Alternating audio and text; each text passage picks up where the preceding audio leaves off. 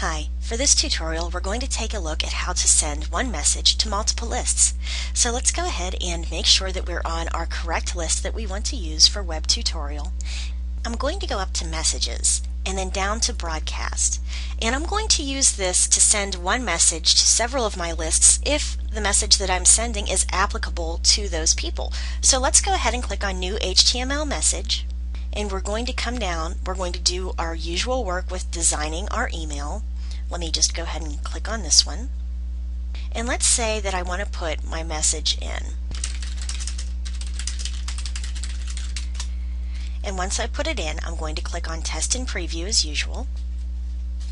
And this is a preview of what I put in. I just put in a real simple message. And I'm going to go to Next. Here we have sharing. And this allows us to do our broadcast archive so that subscribers can view it online. So this actually will make a web page as well as a direct link and an RSS feed out if that's what you have it set for.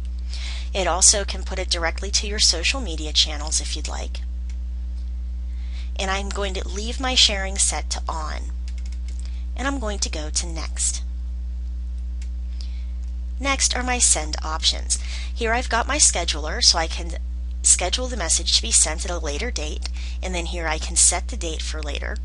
And then here we've got send options. Now I have that I want to put this to my web tutorial 1 list, which is the list that we've been using for the tutorials, but I can also send it to a segment of that particular list, all subscribers added today, since yesterday, and all the way down.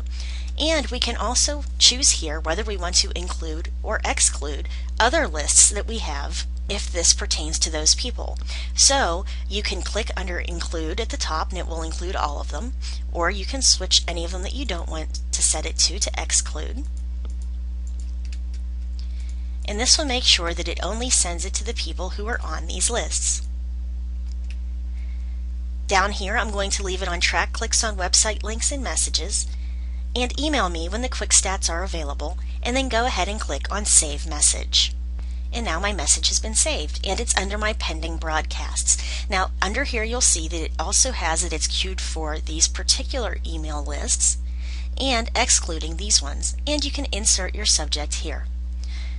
This gives us all the other information, and now we know which lists we're sending this to and which ones we're not. So instead of having to go in and resend this individually to each of those lists, we can send it or not send it to anyone we want.